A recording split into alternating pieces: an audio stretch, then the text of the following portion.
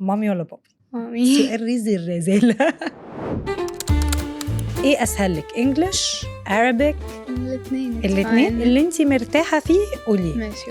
عندها 13 سنة وعدت بتجربة تقيلة بتعدي بيها منتهى السلام. حاسة ان انا رجالي شوية confidence. برافو عليك، يا ريت كل عيال كده. انا بشوفك بتطلعي بتعملي سكين روتين وميك اب وحاجات. لو انا رحت لاصحابك وقلت لهم اوصفوا لي مريم، إنسانة kind. عرفت من الدكتور وقال لي انتي لازم تفهمي انتي عندك ايه، فقلت له ايوه انا عارفه. ولما بنبقى في نص الاكسبيرينس ما بنبقاش شايفين اي حاجة غير ضلمة. مامي قالت لي ان هي كانت زعلانة قوي وقعدت تعيط وكل حد قعد يعيط كتير قوي. 9 شهور اللي في المستشفى كنت يعني متخضة قوي، ما كنتش فاكرة ان كل ده هيحصل. هل الاكسبيرينس دي علمتك تبقي more grateful؟ ناس كتيرة قوي بيكرهوا المدرسة. كنت أنا لسه نفسي أرجع المدرسة. If you have one message to your parents, your mother and your father، هتقولي لهم ايه؟ لما أنا عييت أنا عارفة إن انتوا كنتوا قلقانين جدا عليا، بس يعني صدقوني إنه الحمد لله في الآخر يعني إحنا كلنا مع بعض وعدينا وأنا كويسة، ونفسي انتوا كمان تبقوا كويسين أوي.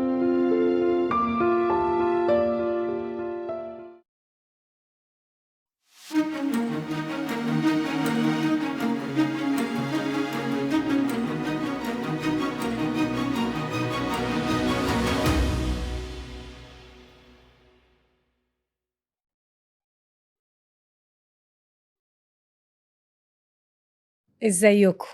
في ناس كتيرة قوي بتتكسر مع التجارب. كلنا بنعدي بتجارب يعني بالذات لما بنكبر شوية. ففي ناس بتتكسر تماما وفي ناس تانية بتنور وبتتنور. وحلقة النهاردة حبيت ان انا اعملها لانه انا شفت فيها مثال قوة رهيب. شفت مثال انه ممكن نعدي بتجارب حتى ملهاش ولا عمر ولا ست ولا راجل، هي بتتحدف علينا فجأة وبنشوف بقى بنتعامل معاها ازاي. فالنهاردة انا معايا مريم. ومريم انت عندك كام سنة؟ أنا عندي 13 سنة. عندها 13 سنة وعدت بتجربة تقيلة وبتعدي بيها بمنتهى السلام. فأنا شفت إنها قصة extremely inspiring. إزيك يا مريم؟ الحمد لله. عاملة إيه؟ كويسة. كويسة؟ عايزاكي كده تحكي لي على نفسك عامة. يعني مثلا قوليلي أولا إيه أسهل لك، English، Arabic؟ إيه الأسهل؟ الاتنين خلاص، انتي اللي انتي مرتاحة فيه قولي، ولو قلتلك اي حاجة معرفتيهاش قوليلي برضه. ماشي اوكي. قوليلي ايه مثلا اكتر 3 حاجات بتحبيهم in general؟ يعني ممكن يبقوا ناس ولا لازم تبقى حاجة؟ لا ممكن يبقوا ناس، ممكن يبقوا حاجات، ممكن يبقى انا بشوفك بتطلعي بتعملي سكين روتين وميك اب وحاجات، فممكن يبقى ده، ممكن تبقى سبورت، ممكن يبقوا hanging out with friends. انا اكتر حاجة بحبها first thing يعني هي انه اقعد مع family دايما، دي اهم حاجة. وبعدين ممكن بحب شوية اللي هو الميك اب والسكين كير والحاجات دي. انا عارفة ان your favorite color is pink، صح؟ ايوه صح؟ وبحب الرياضة برضو، وان شاء الله هقدر اعمل رياضة قريب تاني. انتي كنتي بتلعبي رياضة؟ كنت بلعب سباحة ولعبت كذا حاجة، بس ده اللي انا قعدت فيه يعني سباحة. ايوه and then وقفت عشان كنا لازم نسافر. طيب قوليلي حاجة تانية. أصحابك how would they describe you؟ يعني أصحابك لو أنا رحت لأصحابك وقلت لهم اوصفوا لي مريم، إيه أول حاجة هتيجي؟ مش عارفة maybe إن أنا إنسان إنسانة kind، بس يعني مش عارفة. لا، هو أنتي باينة إنك إنسانة kind. أنا I think إن هم هيقولوا حاجات كتيرة kind و strong وحاجات تانية كتيرة قوي. طب برضو احكيلي شوية على الميموريز بتاعتك وانتي صغيرة خالص. انتي لسه صغيرة بس وانتي فاكرة ايه كده، حاجات مامي بابي، اخواتك، ايه ميموريز بتحبيها، حتة كنتوا بتسافروا فيها بتنبسطي قوي؟ أكتر حتة كنت بنبسط واحنا بنسافر فيها هي الغردقة، عشان كنا كل الكوزنز وخالاتي ومامي وكل العيلة كنا انت لسه عارفة انه صغيرين. مامتك وخالاتك بيروحوا غردقة من اول ما وهم اتولدوا هم صغيرين كمان، أنا صح؟ عارفة، كانوا فعشان بياخدوني كده معاهم برضه. فعشان كده أنا بحبها قوي، عشان فيها ميموريز كتير قوي من وأنا يعني صغيرة جدا ولحد دلوقتي ممكن أروح برضه يعني. طب احكي لي شوية على علاقتك بمامتك، وبعدين علاقتك بباباكي، وبعدين باخواتك. يعني مثلا عادي مثلا بتخانق مع مامي شوية، بس اكيد بتموتي فيهم كلهم، بس قولي لي شوية على your relationship كده. أنا باحب مامي جدًا، جدًا، ساعات يعني بيبقى مش بنتخانق، بيبقى argument صغير يعني، كلنا argument صغير بس مع بناتنا، ده العادي، فاهمة؟ أيوه، واحنا مع مامهاتنا بس مش برضه. بنتخانق خناقات كبيرة، وأنا يعني بجد أكتر حد باحبه في العالم هُم مامي وبابي، وهي بتساعدني في كل حاجة، وبابي أنا باحبه جدًا، جدًا، وأيوه ساعات بنتخانق بس هي مش مشكلة عشان يعني مين هو قولي لي كده بيساعدني. وانا مش هقول لهم، مين الجو تو بيرسون لما تبقي مثلا تعبانة، مامي ولا بابي؟ مامي. سؤال رزي الرزالة. اكيد مامي، انا دايما بقول لهم مامي. كده، قالت مامي. أم... طيب عايزاكي بقى تحكي لي على امتى وازاي عرفتوا على انك تعبانة وعندك كانسر. أوكي، إحنا كنا مسافرين السعودية في ديسمبر عشان نزور بابي عشان هو عايش هو هناك. عايش في السعودية. أيوه، في الرياض، فكنا رايحين نقعد معاه شوية وكده كvacation يعني، وبعدين بدأ ييجي لي هناك صداع جامد أوي وكنت تعبانة ومش قادرة وكده، فرُحنا لدكتور أطفال عادي، فالدكتور قال لنا نعمل تحاليل، فبعدين فضلنا أيام كتيرة أوي باصحى وأروح المستشفى أعمل تحاليل وأرجع وكده، في الآخر لقينا إن أنا عندي لوكيميا في دمي، فكنا لازم نبدأ الكيمو على طول، فدخلت على المستشفى وبدأنا الfirst dose. طب عايزة اسألك حاجة، ولو سألتك اي حاجة انت حاسة انها تريجر او كده قولي لي أوكي مش عايزة، حاضر. عادي. يوم اللي عرفتي فيه مامي هي اللي قالتلك انت عندك لوكيميا، ولا عرفتي ازاي؟ عرفت من الدكتور. الدكتور هو اللي قال؟ أنا كل حد كان مفهمه لي إن أنا أقعد بس أسبوع في المستشفى، عندي كده زي infection في دمي وهنخرج. أنا ما كنتش عارفة إن أنا عندي كانسر ولا لوكيميا ولا أي حاجة. ففي يوم الدكتور بتاعي دخل لي وقال لي انتي لازم تفهمي انتي عندك ايه، فقلت له ايوه انا عارفة انا بس عندي infection في الدم ومعرفش ايه. بعدين انت كان عندك 12 سنة؟ 12 سنة، وبعدين قعد يكلمني وفي الآخر قال لي إن أنا عندي لوكيميا blood cancer لوكيميا AML، فكنت يعني متخضة أوي، ما كنتش فاكرة إن كل ده هيحصل بس كده يعني. هسألك سؤال بس عشان أنا عديت بيه، وأنا ومامتك كنا لسه بنتكلم behind the scenes في الموضوع. شفتي مامتك انهارت قدامك ولا عرفت تمسك نفسها؟ هما مامي وكل عيلتي الكبار عرفوا قبليا، هما كانوا راحوا أوضة تانية وعرفوا، وهم هناك مامي قالت لي إن هي كانت زعلانة أوي وقعدت تعيط، وكل حد قعد يعيط كتير أوي. هما وقفوا عياط أول ما دخلولي الأوضة تاني، والدكتور لما قالي هما ما قالوش حاجة، فأنا ما كنتش عارفة إن هما راحوا والدكتور قال لهم وكده، أنا كنت فاكرة هما بس راحوا يجيبوا حاجة وراجعين. عشان عارفة كنا لسه أنا ومامتك بنقول إنه كنت بقولها برضو إن أنا كمان عشان لما علا جالها السكر وكده انهارت قدامها، وإن أنا لحد دلوقتي كتير بعيط وهي بتشوفني. فأنتي عارفة إنه لما بنعيط وكده ده مش ده it's a good thing، إن إحنا برضو ساعات إن إحنا نوري إن إحنا vulnerable، وإن it's okay إن sometimes نبقى vulnerable ونرجع نقوى ونبقى أقوياء تاني ونقف على رجلينا. ونفس الحكاية ليكي، انك it's okay انك تعيطي ساعات او تحسي انك متضايقة قوي او angry وبعدين تقفي على رجليكي. أيوة. حصل لك كده in your journey؟ أيوة دايما أصلا لحد دلوقتي ساعات بابقى باصحى من النوم a normal day خالص، بابقى مش عايزة أقوم، يعني أنا باقول لمامي أنا حاسة إن أنا زعلانة أو قلبي مقبوض، أنا مش عارفة ليه، فبابقى عايزة أعيط وخلاص ومش قادرة أعمل حاجة في اليوم، وأصحى اليوم اللي بعديه عادي باتمشى وباروح كل حتة وكده. أنتِ شاطرة أوي، أنا باتكلم بجد، وبعدين زي العربي بتاعِك كويس كده. It's impressive. برافو عليكِ، يا ريت كل العيال كده. شكرًا. لأ بجد.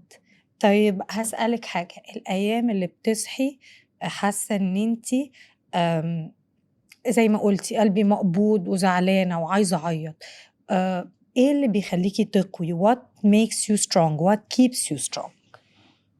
يعني عامةً بيبقى لمّا باتكلم مع مامي، هي دايمًا يعني هي زي source of الtherapist. strength. أيوه، بتقعد تكلمني وتقول لي إنه it's fine، وباقعد معاها شوية وبعديها باحس كويس يعني. برضه أولادي بيقولوا لي كده وبانبسط أوي لمّا بيبقوا في حاجة مضايقاهم أوي ويتكلموا معايا ويحسّوا أحسن. أفتكر يعني لازم كل الأمهات تعرف الpower اللي عندهم إنهم يقدروا يخلّوا أولادهم to feel better لمّا يبقوا بيعدّوا أيوه، بحاجة، صح؟ يعني أنتِ أيوه. بتقولي أكتر حاجة بتريّحِك لمّا بتتكلمي مع مامتِك، كإنها آه. الtherapist بتاعتِك، صح؟ آه. قولي لي حاجة you found out about yourself في الjourney بتاعتِك، يعني حاجة ما كنتيش تعرفيها، يعني أنتِ كنتِ طول عمرِك مريم وسط العيلة وأصحابِك وكده، فقولي لي حاجة أنتِ اكتشفتيها على نفسِك ما إمم. كنتيش عارفاها.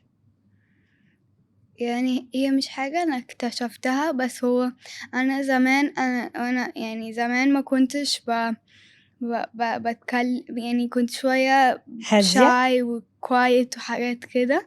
دلوقتي حاسة إن أنا رجع لي شوية confidence، ويعني بقيت I more love that. confident إن أتكلم مع الناس وأعمل الحاجات اللي أنا عايزاها، وأقول اللي أنا عايزاه وكده. لأ أنتِ مش بس يعني أنتِ عارفة حصل لِك إيه في التجربة بتاعتِك؟ إمم. الcharacter بتاعِك develop. أيوه. فاهمة قصدي؟ عارفة لمّا بنقول إن دايمًا لمّا بنعدّي بexperience لو دوّرنا بجد هنلاقي إن في حاجة positive من الexperience دي، أيوه. فأنتِ مش بس يعني لو كنتِ shy وما بتتكلميش، أنتِ رُحتِ من shy وما بتتكلميش لإنِّك قاعدة في podcast وإنِّك عملتِ Instagram page، وعايزاكِ برضه تقولي لي شوية إمتى you made the decision إن أنا عايزة أعمل الpage دي على Instagram؟ أنا جالي الفكرة يعني من مامي وبابي، هُم اللي ادوني الفكرة، بدأته I think. أيوه، أنا بدأته بعد ما خرجت من المستشفى، يعني أنا I finished all my chemo وخلّصت كل حاجة واتأكدت إن أنا خفيت وما عنديش cancer. بعدين بدأت الpage وهو مريم heals ده للrecovery بتاعتي يعني. طيب هاسألِك حاجة، what does it mean to you؟ يعني how did it help you؟ مامي وبابي قالوا لِك ممكن تعملي الpage وتتكلمي، لمّا عملتيها هي ساعدتِك to heal؟ يعني do you feel شوية، better؟ يعني حسّيت إنه في الأول كان بس صحابي وعيلتي اللي بيقولوا لي إن إحنا عارفين أنتِ حاسة بإيه وحاجات كده. بعد ما عملت الpage في ناس من بلاد كتيرة أوي بيبعتوا لي بيقولوا لي أنا وأنا عندي كده كام سَنة كان حصل لي نفس الحاجة، أنا دلوقتي بيحصل لي نفس الحاجة وحاجات كده. فحسيت إنه ناس أكتر فاهمين أنا حاسة بإيه، مش بس عيلتي أنتِ يعني. عارفة بيبقى حلو أوي، أوي، أوي لمّا نحس إنه مش أنا بس باعدّي بده، أيوه بالضبط، عارفة لمّا بتحسي إنه في ناس تانية بيعدّوا بده، نفس الحاجة it gives أيوه. us strength أيوه، and comfort إن نعرف إنه إحنا مش مش أنا بس لوحدنا، اللي حصل لي مش أنا كده بس يعني. اللي بيحصل لي ده. آمم، عدّيتِ بالexperience دي وبتقولي إن أنتِ زمان كنتِ shy وكده ودلوقتي بقيتِ بتتكلمي أكتر وكده، هل الexperience دي علّمتِك تبقي more grateful؟ أيوه أكيد، أكيد grateful لحاجات كتيرة أوي، وبالذات الحاجات الصغيرة مثلًا أنا I was never grateful مثلًا عامةً الأكل اللي أنا كنت باكله، يعني مش عايزة آكل ده، مش عايزة آكل ده، في الآخر أنا قعدت في المستشفى 9 شهور ما أكلتش تقريبًا، ولمّا ما كنتش أقدر آكل كانوا يحطوا بيأكلوني التيوب. بالعافية بالتيوب اللي هنا، فيعني الأكل وأي حاجة صغيرة مثلًا المدرسة، ناس كتيرة أوي بيكرهوا المدرسة، كنت أنا لسه هاقول نِفْسي أرجع المدرسة، أشوف صحابي، حتى أذاكر. أنا ممكن يعني المذاكرة في المستشفى it's different من أذاكر في المدرسة يعني، نِفْسي أعمل كل الحاجات دي والتمارين اللي كنت بابقى زعلانة وأنا وأنتِ رايحة رايحاها، مش قادرة أروح مش ومش عايزة عايزة أروح، أنا ارجع دلوقتي رجع. نِفْسي أعمل الحاجات دي يعني. آمم أنتِ عاقلة أوي، أنا لازم أقول لِك، أنتِ شكرًا. عاقلة أوي ومتنوّرة أوي، أوي. طَب أنتِ لو عندِك تقدري تقولي حاجة message للأولاد اللي في سِنِّك الgeneration اللي في سِنِّك طول النهار بيقولوا أنا باكره المدرسة، أنا my parents are annoying، أنا طول النهار باتخانق مع أخواتي، أو الbullies اللي ما عندهمش أي kindness and they exclude people and they bully them. لو تقدري تقولي لهم حاجة تقولي لهم إيه؟ هاقول لهم أول حاجة you have to be kind عشان يعني أنتم مش عارفين يعني don't take stuff برضه for granted عشان أنتم مش عارفين مثلًا أنتم ممكن عامةً you will مثلًا مش هتشوفي parents تاني مثلًا، ممكن في ممكن ثانية تعيا، مش ممكن في هتروحي ثانية تتعب. المدرسة، ممكن كل الحاجات دي you can't take them for granted عشان دي حاجات برضه هي مهمة أوي، وحتى لو أنتم مش بتحبوها في الآخر لمّا مش بيبقى عندكم الحاجة دي أنتم هتبقوا زعلانين أوي يعني. عارفة يا مريم، من الحاجات اللي خلّتني بجد عايزة أعمل الepisode دي معاكِ هو ده بالضبط، إن إحنا شايفين إنه كتير في الgeneration الجديد كل الناس قاعدة بتتكلم على severe bullying happening، ولاد بتضرب بعض وتعوّر بعض وبنات بتأذي بعض ويexcludeوا بعض وhurting each other's feelings، أيوه. وqueen bee فرحانة بنفسها وكُلّه متدلّع وفي entitlement جامد. وحسّيت إنه فعلًا لمّا أنتِ تكلميهم ممكن you can spread kindness. إن شاء الله. طَب هاسألِك حاجة بقى على سيرة kindness، إمم. إيه حاجة حد عملها لِك that was kind عملت معاكِ a big difference؟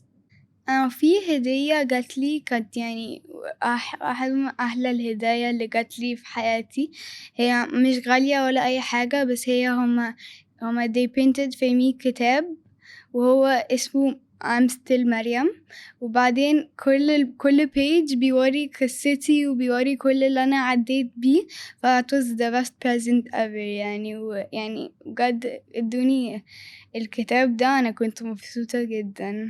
هي هدية حلوة أوي أيوه. وvery emotional وvery thoughtful. أيوه. طَب ال9 شهور اللي في المستشفى إمم. أكيد كانوا صعبين أوي صح؟ آه. أوي.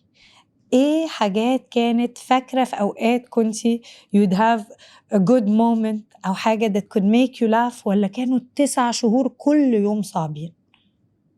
لأ، يعني ساعات مثلًا وأنا كنت باتفرّج على التلفزيون ممكن يضحّكني، مامي وبابي كانوا ساعات بيضحّكوني كده يعني.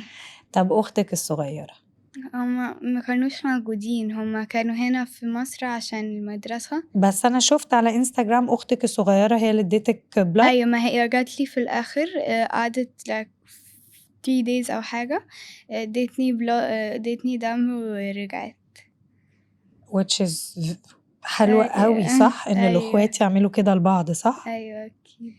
تقولي إيه برضه لو عندِك message لأي حد who feels alone، حاسس إنه لوحده أو وحيد أو going through a tough experience، what would you tell them؟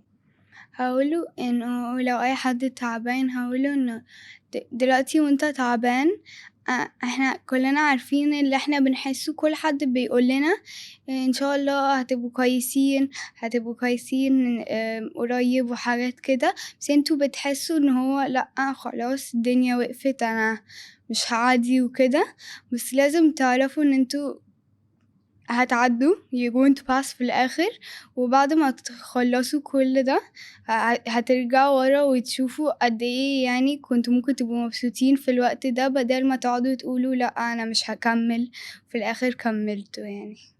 حلوة أوي، أوي برضه عشان بتقولي إنه واحنا انت عارفة انه لما بنبقى في نص الاكسبيرينس ما بنبقاش شايفين اي حاجة غير ضلمة، أيوة مش بنشوف الآخر مش يعني. بنشوف الاخر. فانتي بتقولي لهم لا لا، حاسبوا كده، وسعوا كده الضلمة، هتلاقوا نقطة لايت جاية من بعيد، وده اللي أيوة نمسك فيه عشان هو ده اللي هيخلينا نعدي، وان دايما يبقى عندنا امل. صح؟ أيوة.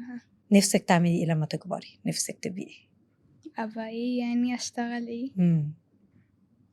أنا كان عندي زمان يعني قبل معايا كنت عايزة أشتغل في بيزنس عادي، بس دلوقتي أنا كنت بفكر، بس كنت عايزة أبقى لوكيميا دكتور. بجد؟ أيوة نفسك تبقي دكتورة أيوة عشان تساعدي في عشان الكانسر بالظبط. زي ما حصلك أيوة تساعدي ناس تانية؟